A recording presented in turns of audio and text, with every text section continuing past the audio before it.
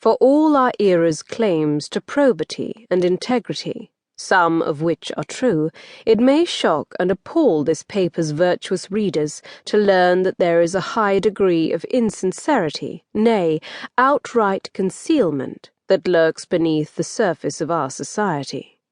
Those who represent themselves as a certain thing often prove entirely different beneath the surface, or else they wear disguises of one form or another, all to obscure purposes at which this modest publication can only guess.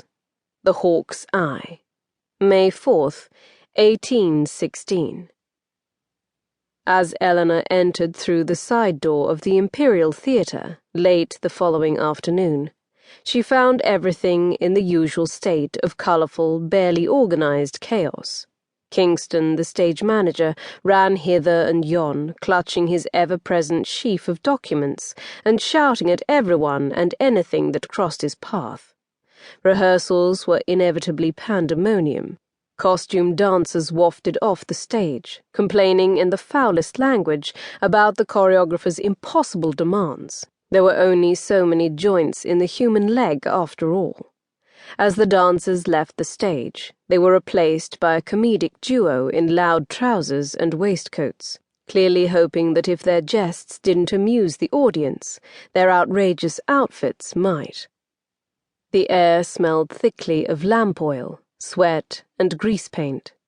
Chatter and music filled the air. Eleanor stopped in the wings and took a deep breath. Ah! These were her people. She'd lived her whole life on the very fringes of respectability, rubbing elbows with theatre folk, musicians, writers, confidence artists, and the generally disreputable. It was her other self, publisher, businesswoman, that sometimes felt more unfamiliar. A world apart from Lord Ashford. As she stood in the wings, watching the comedic duo torture puns, a dark-haired woman crossed her path, then stopped. "Here to murder one of my plays, Eleanor." She planted her hands on her hips. "You manage that all on your own, Maggie," Eleanor answered. Maggie drew her arm through Eleanor's.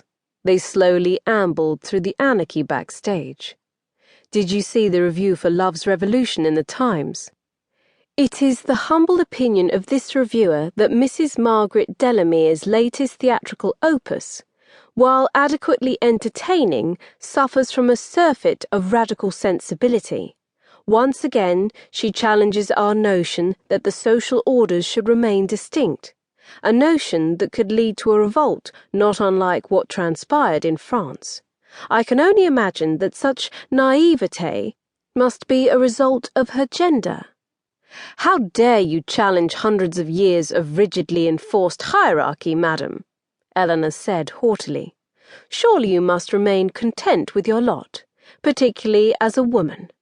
"Indeed I should," Maggie sighed. "Or tell 'em all to go to blazes and just keep writing what I want to write." Both women chuckled. The life of a writer was never one of ease and accolade, or money. But both Eleanor and Maggie had, from birth, been marked by the same curse, womanhood. It was nigh impossible for their work to be judged of the same value as their male compatriots. Or worse, they would be shoved into writing about proper and domestic topics such as babies and other homespun dramas, things that interested neither Maggie nor Eleanor.